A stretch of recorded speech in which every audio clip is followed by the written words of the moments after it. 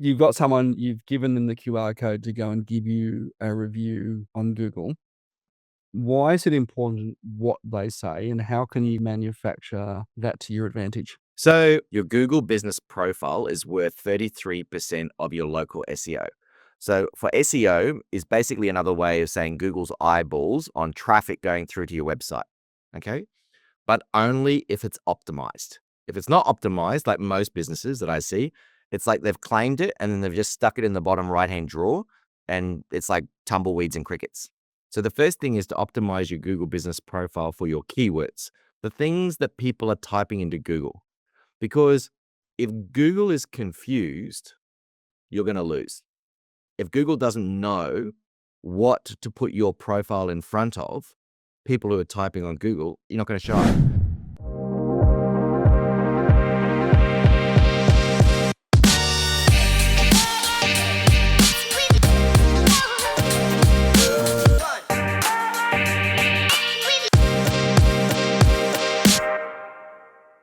Hey guys, welcome back to another episode of More Clients, Less Effort. Today, I'm joined by Karl Schwantes, a customer experience expert. Now, Karl is an international award-winning author, Telstra Business Award finalist, and the winner of My Business Awards 2020 for Best Customer Experience. Karl has an uncanny eye for quality and uniqueness, and is the owner of Xenon Diamonds in Brisbane, Australia. And for 48-year-old second-generation family business, his skill set lies not only in just making unique jewelry, but also crafting phenomenal experiences with clients. His clients are left feeling like they have just been part of something truly special, which has seen Xenon Diamonds generate over 1,087 five-star reviews. I don't know how many zero-star reviews you got, man. And that's just the ones we've given you. So since 2020, Karl's also launched a program to share all of Xenon's business secrets, showing business owners how to craft remarkable client experiences that turn their great testimonials into Google reviews that drive leads and sales to their business 24/7 without spending a dollar on ads. Karl, welcome to the show. G'day, Tim. Glad to be here. I got to admit, you're always impeccably dressed when you catch up. It's like some people might wonder whether I've got like a 3-piece pajama suit. Not yet, but there could be a market there. I reckon there could be. I am reminded of the weird and wonderful businesses out there by a photo that I keep on my desktop of a chicken wearing a tutu. I think that says a lot more about you, Tim. There is a business for everything. Yeah, there is. Let's get into it, mate. Family business. I'm in the diamond trade. Talk to me about what was that like growing up in a business family? Well, the funny thing is, like, people sort of say, that, what's your heritage? And I'm always curious when I hear someone's last name, where did it come from? So I'm quarter Italian, quarter Greek, and half German. So pretty much we've had all of the European dictators all in one sort of family. So needless to say, it was a very passionate family upbringing, let's put it that way. But yeah, it was kind of like the mix of a lot of great things all together. My dad's side is all German, and his father, really pulled him out of school and said, you need to learn a craft, something that you can do anywhere in the world. And jewelry is just one of those things. Ironically, my mum had the same experience, but for her it was being a hairdresser. Same thing. If you can cut hair in England, you can cut it anywhere in the world. So it was kind of this mix of like two businesses that realistically you could do anywhere, and two very passionate people that were artists in their own right. And I think I don't know whether it's hereditary, but I'm sure somewhere along the line that kind of stuff rubs off as a kid when you're growing up. Did they have you working in the store? Oh yeah. I think anyone who's grown up in a family business knows you're out there making coffee for the sales team. And in the old days, how about this for an old story? In the old days, when we used to send stuff out to clients, they were in envelopes. Who remembers envelopes? But in those days, there weren't these kind of fancy peel and seal ones. No, we had to kind of lick them shut, and stamps you had to lick and put on. And even in the old days, we had like these like letters where you had to put the labels on for the address. So everything was so manual. We used to mail out like 3,000 or 4,000 of these at a time, and we'd be sitting around the kitchen table, sometimes till like about 10 o'clock at night, because my dad always left things to the last minute and folding these letters, out to clients. So we always had a very strong connection with, helping out in the family business as such. I think I was making my first rings around the age of 12. My dad would give me like these apprentice exercises to kind of make. So I think that was also my first inroads into the jewelry industry. But yeah, 48 years this year, soon to be 49. We're coming up to the half century, and I've been doing it for Well, I say conservatively about 30 years, but it's probably a bit longer than that. Yeah. At what point did you realize that kind of this business family that you were in was different to everybody else? I don't think I ever really did, to be honest. I think that was just the, like do you see the water that you're swimming in as a fish? No, it just becomes the water that you're in. I really didn't have much. I guess I wasn't those days, hanging around other family businesses. We just had our business and we were quite insular in that way. There was no social media. There was none of this, real internet. My first experience with the internet beyond the Commodore 64 that we had was like the old 286 AT. This thing was so slow. It had the original DOS on it. You could make a cup of coffee and come back and it was still booting up. So, that was the internet that we grew up in. But I think it'd be very different if you grew up in today's society in a family business. Yeah. I wanted to talk to me about diamonds because look, obviously diamonds have this real connotation and association with excellence and luxury, and the big diamond companies in the world, the De Beers and so on, have kind of really driven that. And when you look at any growth in diamond sales over the last 100 years, right? I think it was De Beers who actually came up with the sort of diamonds are a girl's best friend thing, and that became that kind of popular moniker for Yep. like, if you getting married, you get a diamond, and therefore everyone in the world kind of has one. It started off with 1 month's salary, and then it became 2 months' salary, And then it's like, and now I jokingly say to the guys, it's 3 months' salary before tax and including bonuses. But the joke, obviously. Yeah. But it's become a thing. We've seen a lot of diamonds appear in men's jewelry, potentially sort of popularized off the back of a little rap movement and hip hop and that sort of thing. What was it about? They've always been synonymous with luxury. What was it that you've gone when you started to take over from your dad in the business, that you've gone, how can we kind of leverage this to create this next level experience, right? Because Google reviews only come from, and certainly 5-star reviews only come from creating. Yeah, I get it. It's the age-old question I often get asked, like, Google reviews and diamonds, like, they're so different. I go, "No, not really. One really came out of the other." I had a great business coach and mentor of mine that said, "Your business joy comes at the intersection of your 2 greatest values." The 2 greatest values. And for me, it was always around experiences and high-quality products and services. I'm at my absolute happiness when I'm either designing or crafting remarkable experiences for clients and dealing with, beautiful pieces of jewelry. But it can be also the caliber of a human being. So clients that I coach now, it's like, if you're the kind of person that has the desire to be the best and you want to excel, then you're my kind of person, and if you love the whole concept of experiences, then that's going to be working well. I used to think that if you'd asked me 20 years ago what business I'm in, I probably would have said something like, "Oh, I'm in the diamond business or the jewelry business." And then, probably 10 years ago, if you'd asked me, I would have said, "No, no, no, I'm in the romance business because, that's what we do. We make clients happy. No one who comes to see me is unhappy. And we celebrate these beautiful life moments." What I've come to realize beyond that is that we're all in the experience business, no matter what. When you say all in the experience. Yeah. So all of us in business, I would argue, are all in the experience business. Is it possible that any one of our clients could go down the road and buy something of reasonable comparable for XYZ to find another provider to do it? Probably at one level or another. What makes it unique and why a client comes to us is because of the experience that you wrap around the service and the product that you do. And it's around this kind of keynote that I'm building at the moment, which is your client experience is the real product that you sell. It's not the widget. It's not the this or that or whatever you think it is. It's the experience. It's what creates that customer loyalty. It creates the word of mouth. It creates ultimately this amazing Google review portfolio that you build in your business. So the clients that had the most amazing experiences left the most detailed Google reviews with photos and all of that sort of stuff. That became an amazing client conversion tool for new clients who saw the experience that they wanted from a past client going, "You know what? I actually really want that." And so when I was going through this process, I would tell my team, don't go out and give a great experience because that could be very subjective. How I deliver a great experience might be different to you, not less any meaningful to the person, because ultimately the experience is how the person receives it. So there's that finite distinction between customer service and customer experience. Customer service is something that you do. A customer experience is something that they feel. And so this concept of getting them to go out and give a great client experience as judged by the 5-star review. So I could easily tell whether they hit the mark or not because I'd look at the review. And what they sort of picked out. It's often when I look at businesses with thousands of clients, and then I go to their Google reviews, and they've got None. Yep. Is that an indication, or, maybe 2 or 3 or something, is that an indication that they're not giving good experience, or they haven't systemized how they turn experience into Yeah. money? So it's usually one of a many couple of reasons. The first one, and this is really the sad piece, is that there are so many amazing business owners out there that are doing amazing work. The one failing that they have is thinking that the good work that they do should speak for itself. And the reality is you could be amazing at what you do, but if nobody knows about it or you're invisible on Google, you're not likely to attract, many new clients.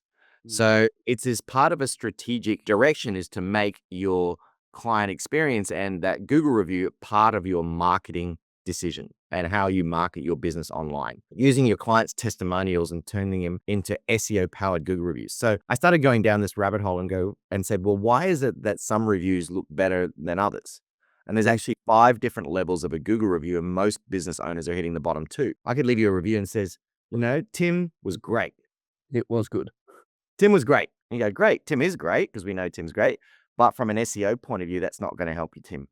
Yeah. Right? You need keywords, you need photos, you need all of these things inside your review. And that's the attraction part.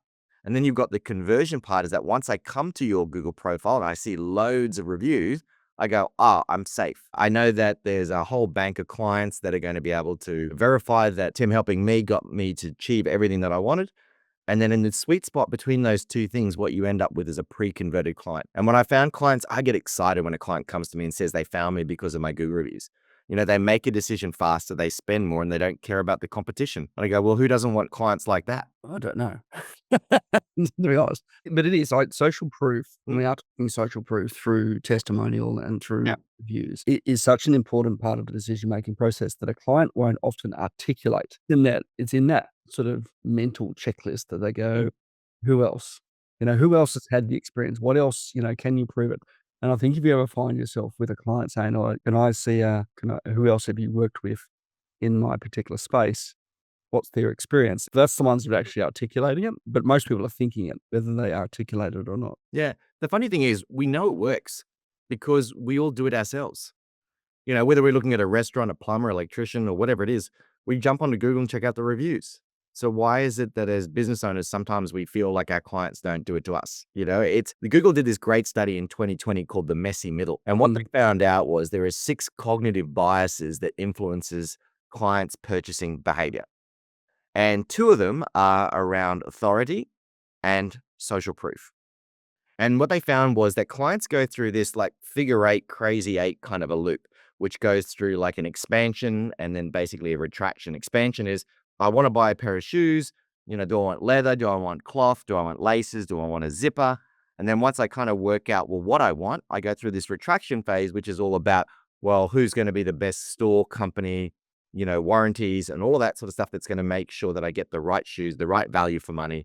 And then we pop out of that crazy 8 and we make a decision that's wrapped around an experience. So they were able statistically to get, I think it was more than 75% of clients to move away from a trusted brand, a brand that people had used before, utilizing these 6 cognitive biases. But they thought, you know what? Okay, this works with 2 known brands, like trying to get you from Hertz to Avis. Would it still work if we created a made-up company? So they ran it again and did made-up companies, and they found that they got the same results. So we Really, even with a company that didn't actually exist. correct. And so there are these 6 cognitive biases that will allow you to steal your clients away from your competitors. If you're utilizing reviews, if you're establishing your authority, there were other ones like heuristics. There was the power of now, the power of free, all of those sort of things. But the 2 main ones were the authority, like if you're positioned as an authority in your industry or niche, and obviously the social proof of the reviews can make a massive difference as to whether a client comes to you or goes to a competitor that potentially is not as good as you. And I think words and language play a massive part of that as well, right? So words like cheap actually kind of almost implies an inferior quality. Yeah. Without doing anything else. It may not necessarily be an inferior quality, but just implication of it is this inferior quality, isn't it? Yeah. The funny thing is they did a study, and again, I think this was a Google study, but they mapped out 3 keywords, cheap, best, and free. Which one of those 3 do you think was the highest performing keyword search modifier? Best? By a long shot. By a long shot. Actually, cheap and free were going down as time goes on, and best was going up. almost at an inverse relationship to cheap and free. The reason behind that is, I don't know about you, Tim, but like, do you feel like you've just got like an absolute abundance of time today that you've never had before? So much. So much time. It's like I get to get on. I don't know what to do with myself, Carl. I have so much free time. Yeah, right. So we're time poor, right? And more than we've ever been before. And so that ties into the whole social proof thing, right? Like, it's like, I don't have time to go around to 4 different shops, look at all the things, find out this.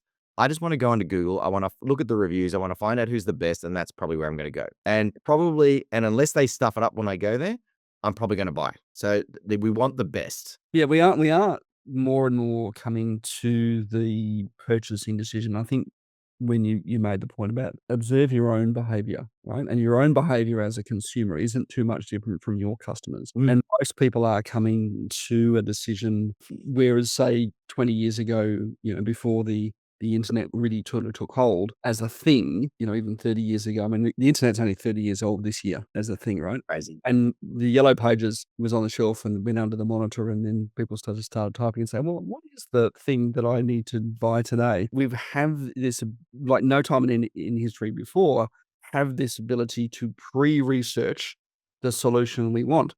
Whereas previously, when we got onto a sales meeting, we would have to educate our customer about why this is the best decision for them and the most appropriate decision for them, and our product is the best. But we don't need to do that anymore because that's all done by the internet for us. That's done by our reviews. That's done by comparative searches. Yeah. And even in most cases, if you were to type a product you want, one of the Google suggested searches will be versus something else. This versus this versus this. Which one is the best? If you buy a car, you can go onto any car review site. You can say, here's car A versus car B versus car C, and who's the winner, right? Those kinds of articles keep getting created because they're super popular, because we as consumers are looking for that information before we go and buy. And so when we turn up on the car lot, we've already made the decision. When we turn up at, the diamond store with our jewelry store with our fiance in tow, we already know the cut color and clarity of It's true. Like, of the diamond we want. it's so true that what you're saying. It's like, I do remember, like, many years ago, everyone was like, tell me all the 4 C's and all that sort of stuff. It actually prompted me to write a book. So I wrote a book in 2015 on how to choose the perfect diamond. It actually won an international book award for the best how-to book. But these days, I'm finding I very rarely have to reference it because people already know kind of what they want. What they're looking for is really the experience wrapped around the product or service. And further to your point before about, businesses that go out there. And I found this time and time again working with clients. I would pulse check their clients for them. And what I found was about the top 10 to 15% of clients had raving fans. Like, this guy's the best. He's the GOAT. You have to go to him. And then you've got the bottom 10 or 15% that are your complainers that you'll never make happy. But in the middle 80% thereabouts, you've got your gray zone. But the problem is a lot of business owners think that a lot of that gray zone is actually in the top. And it's this whole concept of, meh, it's okay. Yeah. And I use this as a test when I go to a restaurant. When they ask me, oh, how was everything tonight? I go, it was okay. And they go, oh, okay means good. No, okay means bad. If someone is saying it's okay, it means it was bad. They just don't want to say it. It's like, it's not bad enough to complain, but it's not great enough to write you an amazing Google review. The challenge is Like the gray zone. That's not. If you were to go to that restaurant, right, and let's just say you're standing around the water cooler, or chatting with people at your workplace at the end of the week, and they go, "What are you doing this weekend?" And they go, "Oh, I'm going to go and check out that new restaurant that's just opened, or I'm going to do this thing," right? And obviously, it's like, "Oh, cool, let us know how it is," right? And obviously, weekend goes past, Monday morning comes around, and what's the conversation in the office? The conversation is, "Oh, how was the restaurant?" Right? And it's going to be one of 3 things. It's going to say, "Oh my God, that was the best experience I've ever had. The food was amazing, atmosphere was incredible," right? And you're, as the recipient to this review, you're like, "Oh my God, I need to go there," right? Or it's going to be, anything other than it was amazing. And that restaurant for the other person is now on the back burner. The funny thing is, from a business point of view, for your listeners listening to this was captured to me and made it so obvious. I had a client very similar to what you're talking about. They were telling me about a cafe that they went to with their girlfriends to celebrate a birthday. The owner, who was the chef, came out and, he shouted at the table, all these coffees. They did all these little, I don't know, like, what do they call those little biscuit things that people have? And I said, wow, it sounded really amazing. She goes, yeah, it really was. And I said, did you leave a Google review for them? She said, no. And I thought, here you have somebody that had an amazing experience, really enjoyed it, and you didn't leave a review. Question is why? Yeah. Because nobody at that establishment asked them to. If they had, she would have happily left a review. So the number one key takeaway from today is if you're in business, just ask your clients for a review. That's the number one thing to getting a lot more reviews is just to simply ask. Astonishing how easy that is, right? You could even actually have a printout, if you're a restaurant, you could even print out a little QR code, Mm. the staff keep on hand and say, well, if you don't mind saying that on look here, just make it easy for me, right? So ask and then make it easy for people to do so. I think we see a lot of that, I guess, in all sorts of different spaces where we miss the opportunity to convert experience into more marketing activity. And I think there's a thing that we kind of only view marketing as the attraction of new clients. And once I've got my website and once I've run some, some SEO and some ads, my job here is done. But Yep. it's really looking at that sort of end to end. How do I turn someone who's not aware of me into a raving fan and promoter, an active promoter of my business? Yep. And in a digital space that's there forever. Yeah. As much as we've been talking about the good stuff, what about the bad stuff, right? Now, this may come as a shock, right? I guarantee you that clients know how to weaponize Google reviews. If you are with them and they're not happy with whatever it is, whether the client's right or not, they know how to go on there and punish your business with a 1-star Google review. And most business owners, unfortunately, don't know how to handle and respond to 1-star reviews because it's very easy to go keyboard warrior and go, I'll show that client. I'll respond back to them. I'll show them that I'm right and they're wrong. The problem is if I said to you that a 1-star Google review could cost your business $10,000, how would you respond to it? How would you handle it? Would you take a moment to go and breathe and walk away and then write something, then come back? Would you be focused on the resolution and making it right for the client, understanding that what the client is saying isn't necessarily right, but just true for them? So I help businesses when something hits the fan on how do we deal with that and how do we handle that. But it's also a case of the worst thing you can do is respond in a bad way, because there are two things that can usually happen when you do that. Number one, the client can go in and edit the review and make it actually worse. Most business owners don't know that, and I've seen it happen so many times. They literally go in, edited, blah, blah, blah. I said this, the business owner said that, I said this, they said that. The second one, which is really hard to come back from, is they get 5 of their friends to leave you a 1-star review. That becomes really hard. So this reputational risk and damage to your reputation is at this time, you just can't take it for granted anymore. Yeah. And you're probably more likely to get a negative review than a positive one, aren't you? Depends on the business. Yeah, it depends on the business. Like, let's assume that you're actually doing average with lots of okays if you get a bad review. But it's more likely to be a bad review than a good review. I think if I understood the essence of what you're saying, are clients potentially more proactively inclined to leave a bad review than a good review? Probably yes. Without being asked or prompted, if someone's upset. We certainly don't want to prompt them to leave bad reviews, right? No. But unprompted, yeah, they probably would more likely leave a bad review than a good review, Yeah. A bad review is necessarily, if you see, say, let's look at Xenon, for example, and Yeah. go, you've got 1,087 files. Well, actually, I was just checking before as you were talking. So we've actually got about 1,348 now. 1348. Okay, so we've got a few more. Yeah. I'm going to look you up right now and see how many negative reviews have you got, right? Because, we're at Not many, a couple. A couple. Are negative reviews advantageous or not? Look, there is a school of thought out there that says that there are some people that believe that having a perfect ranking score of 5 is too good to be true and people could be suspicious. Look, I would probably agree if you've got around 50 reviews, but like at 1,348, to maintain a 5-star ranking, for us, it comes to the point of having an unrelenting passion for the client experience and making sure that, look, we're all human.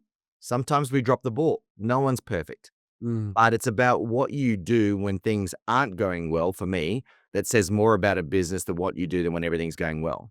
So when we do drop the ball, we have missed a deadline or we've communicated in a wrong way, like we go above and beyond to make it right by the client. I think for me, you can't fluke it over 1,300. There has to be something there in the business that says, you know what, we take our reputation seriously. We want to be known as the best.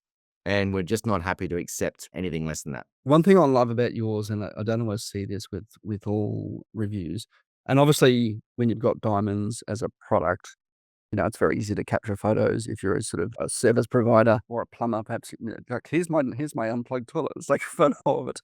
Right. There are some that are sexier than others. Some things are gonna be much sexier than others. But one thing I noticed about what you've done with Xenox is that you have personally responded to every single one of those reviews. Always. Yeah, it's best practice, you know? Even the negative ones, to say, "I'm sorry you had that experience." Always, yeah. You know, come at us go. Well, it's about, like, recognition for that as well. To say, "Hey, you've taken your time to give us positive affirmation. I'm gonna kind of recognize and reward that with a dopamine hit back to you." And that's definitely part of it. But the other part of it is the studies show that clients look at 4 things when checking out your Google profile. The first one is the sheer number of reviews. That's the first thing. The second thing that they look at is the reputation score, right? The third thing is they look at the reviews, like what's been written. And the fourth thing is they actually look at the response to the reviews. So it is actually something that clients either consciously or subconsciously pay attention to. Like, does this business owner care enough to respond to all the reviews? Or do they just respond to just the good ones? Or do they only respond to some haphazardly, bit here, bit there, bit here? So yeah, it is a very deliberate strategy to make sure that we're responding to all of our reviews. And we try to do it within a 24-hour time period. Yep. Talk to me about this. I wanna know the process for someone to go, "We're gonna deliberately create experience to get reviews." Yeah. What are the sort of key steps that someone should look at? And without giving away all the IP, Yeah. we talked about, you touched base very briefly on the importance of what they say other than "great service," right? Yeah. Yeah. And why that's important. So there are, when I'm working with a client to help them like absolutely pimp out their client journey experience, there are 3 questions that I ask myself. The first question is, what would I do if there was no itty bitty shitty committee sitting on my shoulder telling me it wouldn't work? The second question is, what would I do if there were no rules? Now, I'm not suggesting anyone go out there and break the law, but a lot of times we're so pre-governed by, we've always done it this way, or this is the way all of my competitors do it, so this is the way it must be done, you know? So if you totally got rid of that and you could say, I could do it any way that I wanted to, what would that look like? And then the third question I look at is, what would Richard Branson do? Okay. Because if you can work it out, like what Richard Branson, he's been a kind of a role model of mine for many years, and I've been fortunate enough to spend some time with him at his home in Mecca and also in Africa. And he's a truly remarkable man in the way that he sees the culture of a team and also the client experience. And if you could work out a way to craft your client experience in a way that Richard Branson would like to receive it, oh, it's going to be amazing for your clients. So that's the way I look at it. And I look at it when I'm working with somebody, I go, well, I look at it through the lens of a high-end diamond studio. You know, how would I want to experience it, or how would my clients want to experience your product or service? And then I just reverse engineer it to the touch points that you need to create along the client journey that makes the client feel like they're being part of something really special. And it's not always a monetary thing. Could just be a text, could be an SMS, could be an email, could be anything like that that shows the client that you haven't forgotten about them. Yeah, it's just sometimes those little touches in it that makes all the difference. You talked about the importance of what someone says Yes. in their review, and let's assume for a moment you've created an experience that Richard Branson would be like, "Holy shit, haven't had that before." You've got someone, you've given them the QR code to go and give you a review on Google. Yeah. Why is it important what they say, and how can you kind of manufacture that to your advantage? So your Google business profile is worth 33% of your local SEO. So for SEO is basically another way of saying Google's eyeballs on traffic going through to your website. Okay. But only if it's optimized. If it's not optimized, like most businesses that I see, it's like they've claimed it and then they've just stuck it in the bottom right-hand drawer and it's like tumbleweeds and crickets. Mm. So the first thing is to optimize your Google business profile for your keywords, the things that people are typing into Google. Because if Google is confused, you're going to lose. If Google doesn't know what to put your profile in front of people who are typing on Google, you're not going to show up. So when you type in, let's say Engagement Rings Brisbane, at the top, you'll get some ads. Then you have your local map search, which is in the middle, where all your reviews and everything are. And then below that is the organic listing. Mm. So I like to get people in the maps, the local SEO, because that's above all of the organic. So the first thing is to optimize your Google profile. And the second thing is to optimize your Google reviews, because that's worth 16% of your SEO. So those two things together can account for nearly half of all of your local SEO. And most business owners are not even touching it. Now, how do you know what your profile is being ranked for? Great question. The first one is you go into your Google Business Profile and there's a performance tab, and it will tell you in the performance tab what your keywords being ranked in your Google Business Profile are. The second way for your reviews, if you go on your Google Maps on your phone and you type in your business name in there. So I'm just doing this for you at the moment, Tim. Oh, here we go. I'm in real trouble. Okay, win more clients. Let me see if I can find. Okay, so yeah, there you are. Now I scroll down to the review section, and it'll say there next to filter, it'll say the words that are being ranked in your Google in your Google reviews. Yep. So great news for you, automation. So that's a tick in the box for you. That would be a good keyword for you. And then knowledge. Okay, knowledge is one of those not really. No one's searching for knowledge on the internet in that way. So if I asked you now, Tim, what are the things that you think people type into Google when they want to find you? What would they be? Oh God, this is a tough one. Well, I would hope that things that people search for is marketing, business growth, CRM, Great. automation. Yeah, none of those are appearing in your Google reviews. Okay, so these are the things that I want to have in my Google reviews. So in search for me, they find it. Yes. How do I get my customers to use those words? Well, generally we resort to Jedi mind tricks. These are the These are the words you will use. these are the reviews. Look, there's a lot of different ways to do it, and some you have to find out what's appropriate for you. I don't generally I've seen some businesses do it where they almost write their Google review for the client. They give it to them. I find that a bit icky. I think if you naturally have orientated around that, if I'm speaking from stage, one of the things I would say is, Tim, what did you find most useful about today? And then you'll tell me all this sort of stuff. And I'll say, hey, Tim, that was all awesome. Hey, could you put that in a review for me? And those keywords will naturally flesh out and come out in the review. But if I just ask you to do it from cold, you're unlikely to get it. But the important thing that I try and teach people is what's called the happiness window. And it's the best time to ask for a Google review. Because so many times if I'm customer journey mapping with a client out, I find out that they're doing a Google review request here, but it should have been over there. So, doing the right thing at the wrong time is the wrong thing. Yeah, well, I know one of my favorite sayings from Sir Alan Sugar, who's a UK billionaire and used to be on the Dragon's Den back in the day. It was like, you've made it when you don't have to write your own testimonials. That's funny. True. Yeah. Oh, we've got this. We've now got our reviews. We've crafted this experience. What's next? What's step 3? Well, the powerful thing there for most businesses, what they don't do is they don't follow up.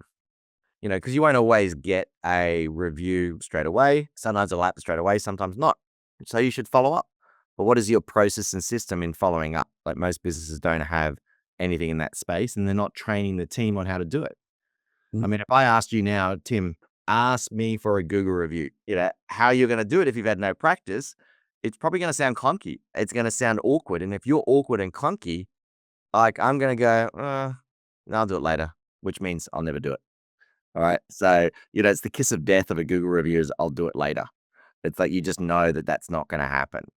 So it's one of those things we do objection handling, all the key objections. There's no objection that you can come up with that I haven't heard a workaround for. So it's a matter of training the team. It's a matter of staying top of mind. It's the more you talk about it, the more people ask. It's just simple like that. People do get busy, employees, I guess, and it becomes very easy to go, oh, I forgot. But it's how do you create the visual cues that make it really easy for people to do it? And that's where, I started teaching people through cohorts. And that's why I thought, what? I need to create a self-paced learning academy where I share all of that kind of stuff that people can just go in and go, this is exactly what you need to do. Put this up here, do here. Here's all the scripting, step-by-step guides on how to do everything. Because having done this now for 4 years, and I'm sure you're the same when you do your automation with your clients, is that you just know that there are certain things that you do. If you do it in a precise order, it just works. No matter what the industry or niche it is, it just works. I've had cohorts where I've had 3 lots of podiatrists in one, and one absolutely crushed it and the other 2 didn't. And you go, well, why did they crush it and they didn't? It's well, they did these 2 things and that person didn't. Yeah, absolutely. Let's pivot, mate. I want to go into our quick fire, but before we do, there's one other question that I know a lot of our listeners will be thinking about in this. We've spoken a lot about Google reviews and specifically Google reviews. We can get reviews just about everywhere. Now we can get reviews on Instagram, on Facebook, on LinkedIn, wherever else we happen to be. Why the focus on Google as opposed to others? Are the others equally important? Can we get people to put reviews on multiple different sites at the same time? Good question. So I always am a big proponent of, in the beginning, focusing on Google. And the simple reason is the SEO content of the Google reviews would directly benefit your business in Google search. And Google search is where people go when they're ready to buy. It's a decision where social is a bit of scrolling. It's a bit of fun. It's a bit of relaxation. The other thing is that there are some sites out there like Rate My MD or Rate My Agent, and they're very clever in the way that they've marketed the reviews on that platform. Whose website do you think it benefits when your client leaves a review on that platform? Yeah, there's Correct. All that juicy SEO content around, this real estate agent was buying a house, was marketing, all that stuff. All of that benefits their website, not yours. Now, I would always say, focus on Google first. When you get to a critical mass of at least 100, you can then like round robin it, put a few here, a few there, but start with Google. Like, it's good that people trip over your reputation wherever they come, right? But I would not be focusing on Facebook, or any of those industry specific ones first. all right. There we go. Well, there you go. I've got 70 odd reviews on LinkedIn.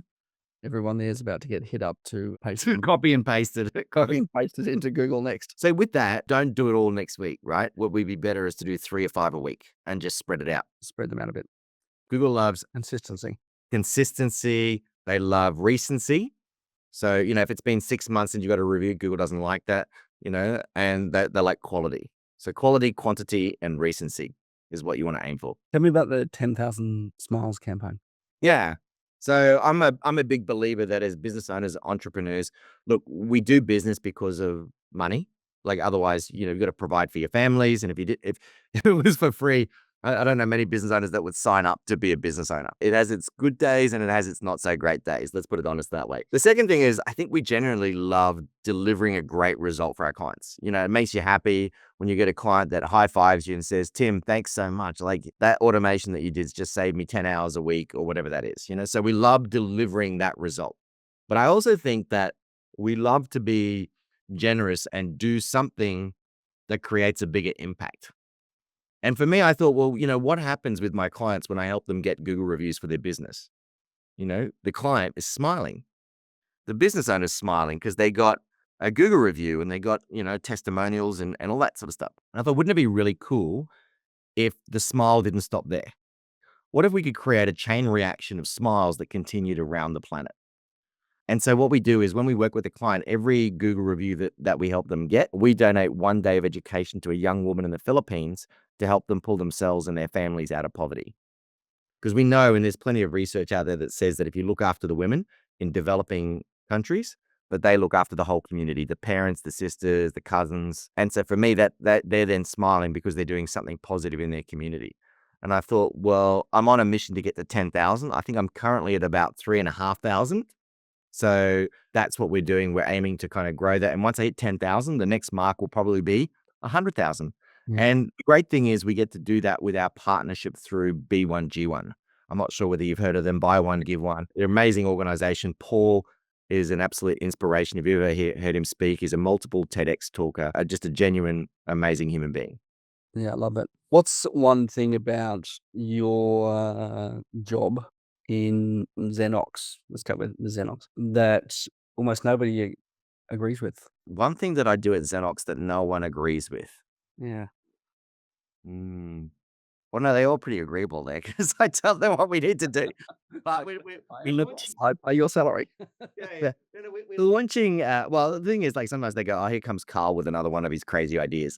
But so we're launching something at the moment. It's a project that my general manager, Lauren, and I are working on. It's called the 5 Senses. And the 5 Senses is, how can we enhance the client journey experience at all times by using 5 senses? So, what does the smell need to look like? What does the look need to look like? What does the touch need to feel like? So, we were talking before about like wedding rings being mocha or something like a metal called tantalum, which is like 30% heavier than gold.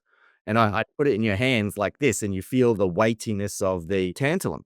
Like, that's a tactile touch experience that adds something to it, rather than me just saying, oh, this one's 30% heavier. Do you see what I mean?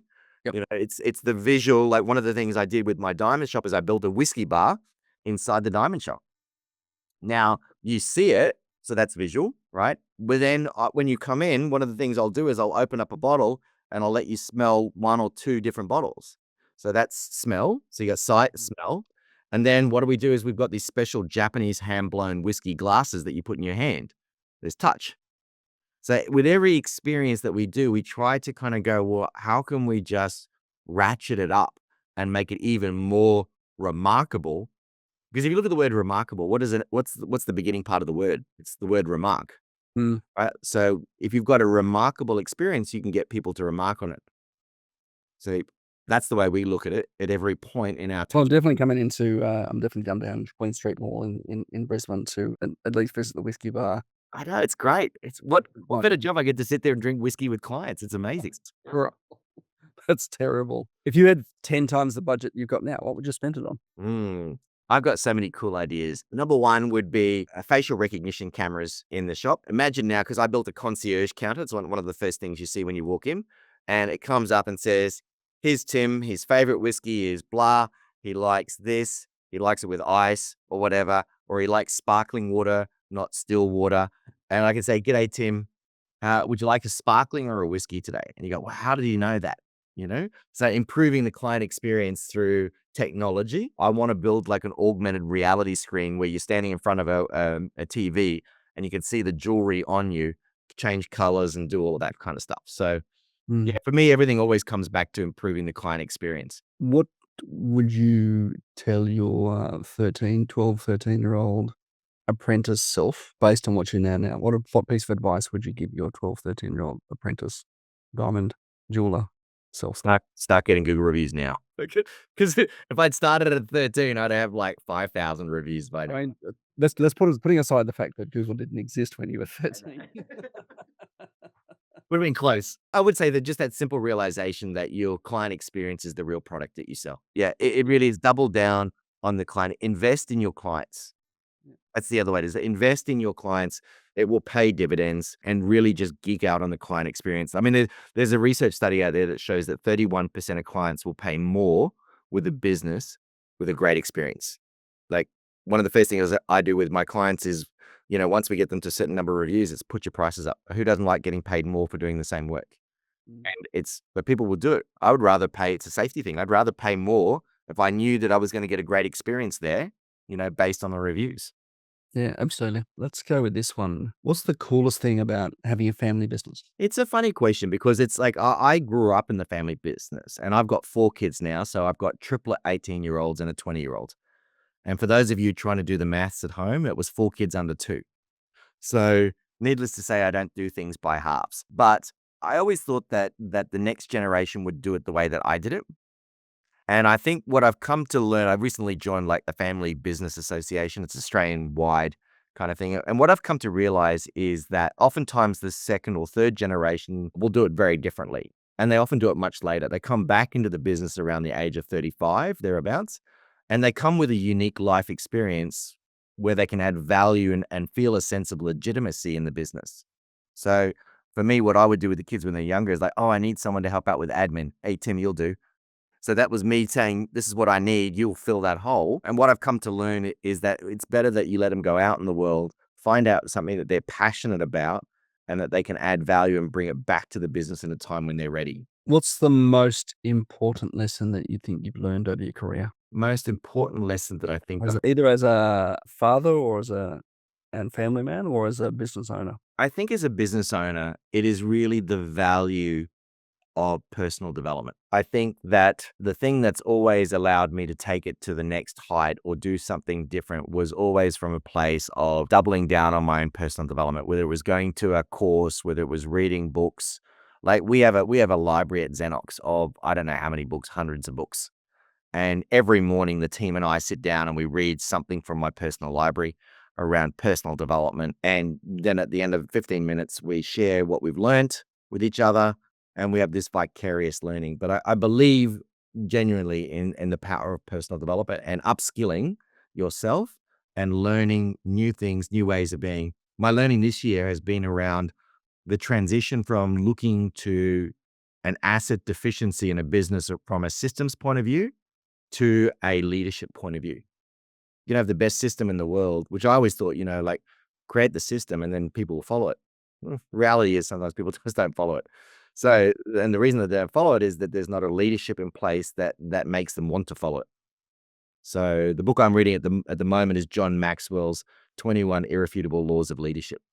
Great book. But the concept is to kind of really get down to that point of developing people and that get them to a state where they will follow the systems that you've created. Yeah, I love that. Carl, we'll wrap up there, mate. Really appreciate you sharing your insights and advice and really bringing that next level of luxury experience from your and the, almost 50 years of running a diamond business and sharing that with us today. Like really some fantastic insights that I think everyone can take something away from.